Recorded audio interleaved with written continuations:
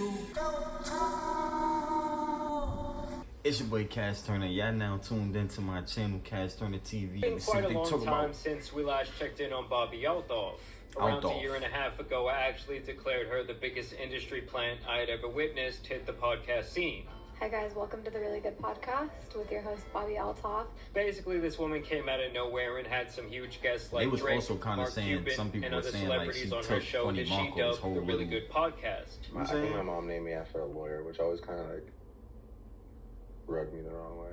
Within a week of the Drake interview, Bobbi was being represented by one of the top talent agencies and getting mainstream publicity. For this reason, people began to call her an industry plant because the only content that she had made online before this was essentially a spoof of mommy blogger TikTok content, where she did garner millions of followers, mainly moms all around the country who liked her sarcastic brand of humor. There is nothing more embarrassing than walking around with one of these.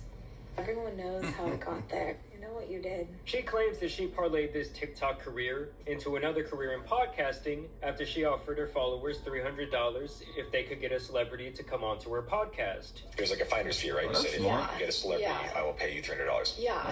She says that this offer led to the episode with Funny Marco, which would in turn lead to her being in bed with Drake. You can picture her to be like the slightly more successful Hawk Tua girl. To me, their careers actually draw a lot of parallels to each other. But one has to tell the world her methods for sucking dudes off before she got thrown into the belly of the industry matrix. You know, they both had that type of lightning in a bottle rise to fame that left onlookers saying, damn, this world is getting really up. But to be fair to Bobbi, she does seem a lot more intelligent than Hawk Tua. Hawk Tua. Hawk Tua. Hawk Tua. Say it aggressive, like Hawk Tua.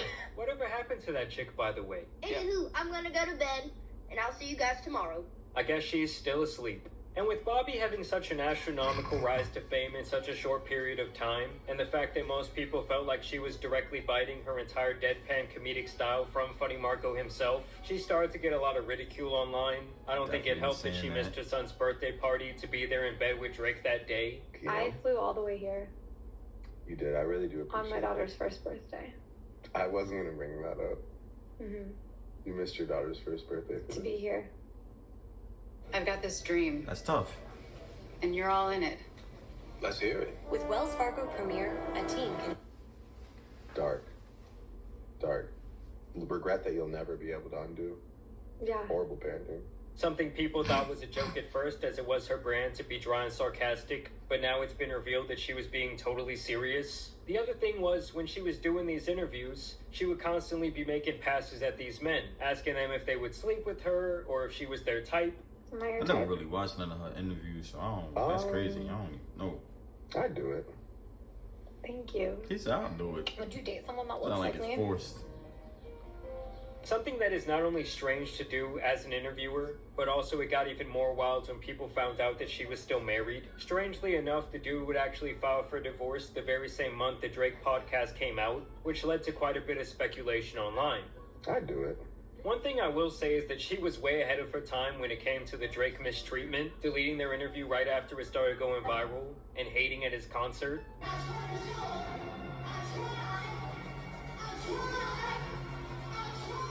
But after a while, the sarcastic, too cool to care bit really got old, and she even got put in her place by rapper Offset, who let her know that she wasn't all that. You wanted to be on my podcast.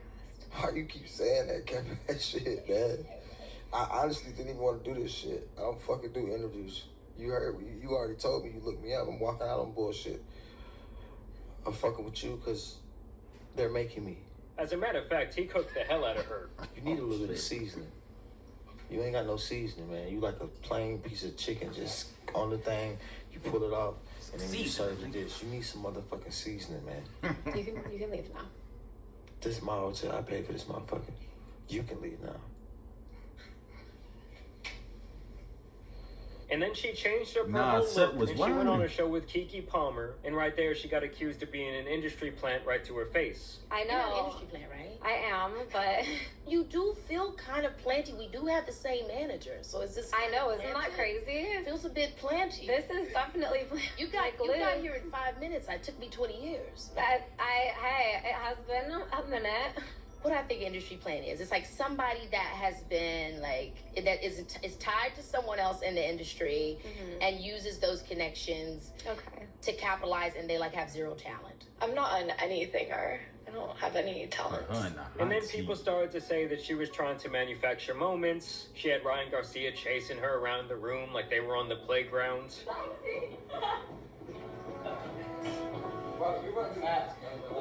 He would later tweet out that they had this intimate situation after that was recorded, and she continued with this reputation that she was kind of being bounced around the industry. You got some clothes? I like to read people's messages, not get room for it. Let me read your messages. No. I don't like. I'll let you read one message if you let me read one message. I delete all of my messages. Are you cleaning? I do. You don't? You keep your messages? I delete my messages? Yeah, you keep yours? People that delete their messages are cheaters. I'm not a liar or a cheater. I hate liars.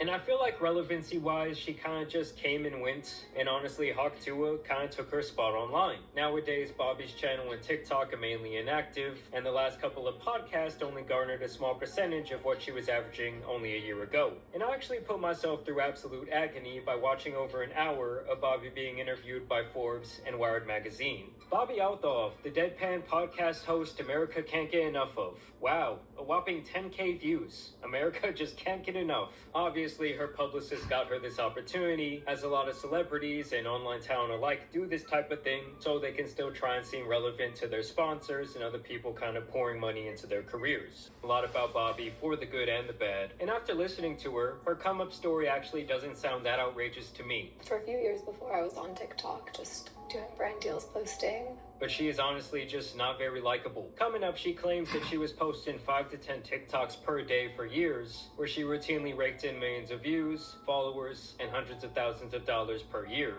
But my goal for the first year of once I started getting views and getting followers was that every single day I had to have one video that I posted that got 1 million views.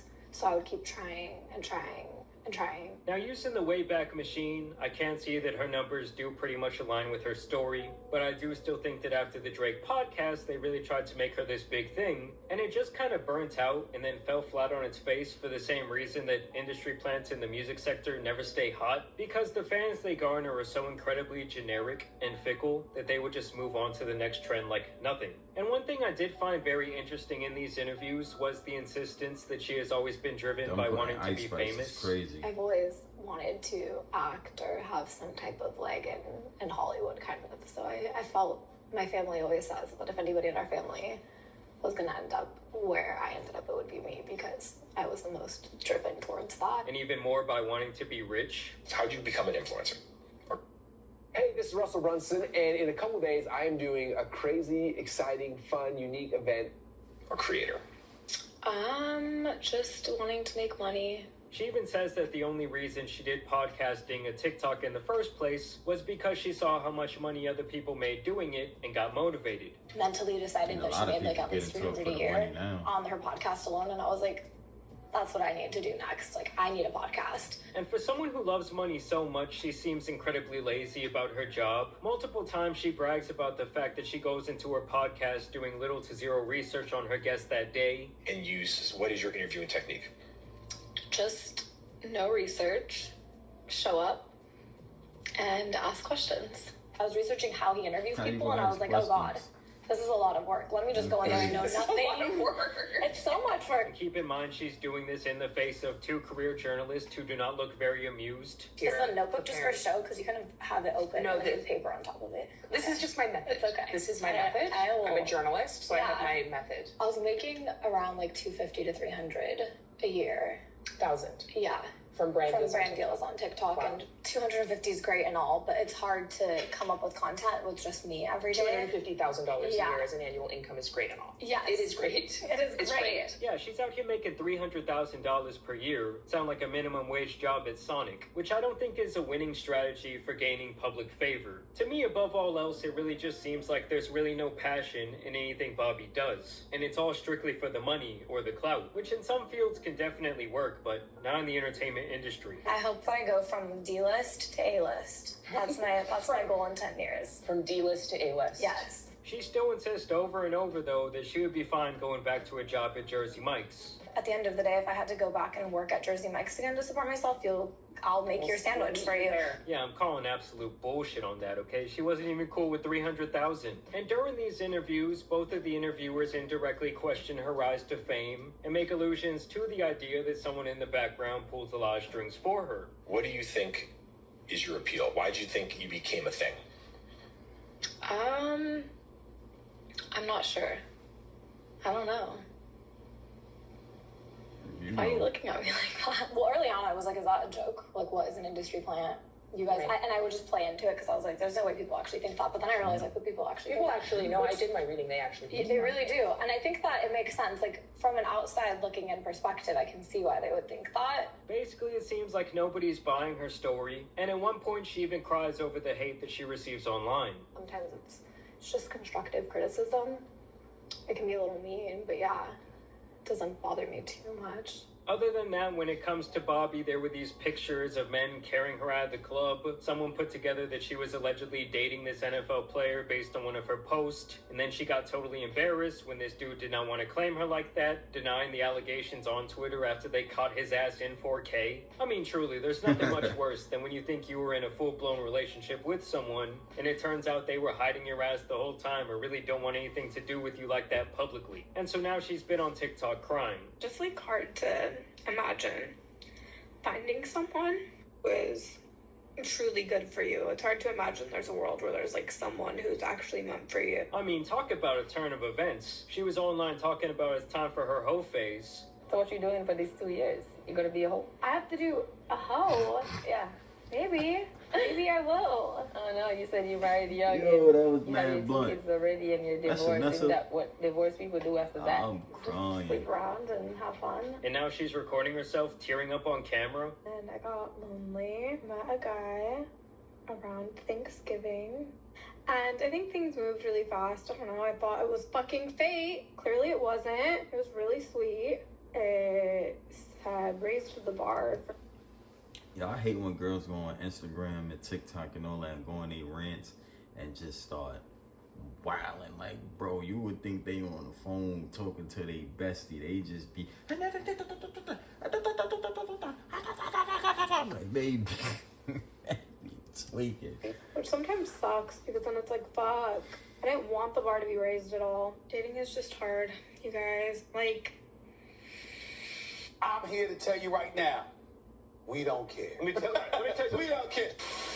I don't know, I always just think it's an interesting case study to see how quickly these individuals fall out of favor with the public. For her and the Hawk Tuah girl, it was like trying to live in a house with no foundation, like that bitch is up on stilts. All it really takes is a little adversity to knock that shit down. And listen guys, I truly think Drake owes this chick a room in his compound. Like if he had not laid up with her in bed and put her on the map, this all likely would have never happened. Maybe Kendrick wouldn't even have dissed his ass. Maybe he was at home on his laptop and this is what sent him over the edge. He knew at this moment that Drake was not like him. In all seriousness though, Bobbi seems alright, but as far as her maintaining a career online, I just don't really see the longevity here, given her motivations are all wrapped up in clout, material possessions, and greed. Not to even mention the fact that it seems like she couldn't really give a damn about her podcast or producing it in a better way. But I want to know what you guys think about this latest Bobbi Althoff update down below. I also want to thank Sundays for Dogs for sponsoring today's video once again. But as you guys know, it's been your boy the Tan Superman. Well, there you have it. You know what I'm saying? I kind of already knew some of the stuff that was probably going to be said. I'm not going to say I agreed. I really don't know. You know, it could be connections. It could be, you know, maybe because of TikTok, because she did have a good following on the TikTok. So, I don't know. But just how it did come out, how she rolled out the guests, like I said, how she was getting them, it can seem a little fishy, you know what I'm saying? But as usual, y'all comment down below. Let me know if y'all like the reaction. Comment y'all thoughts of the video and give me a like and a subscribe. It's your boy Cash. Stay tuned for the next reaction.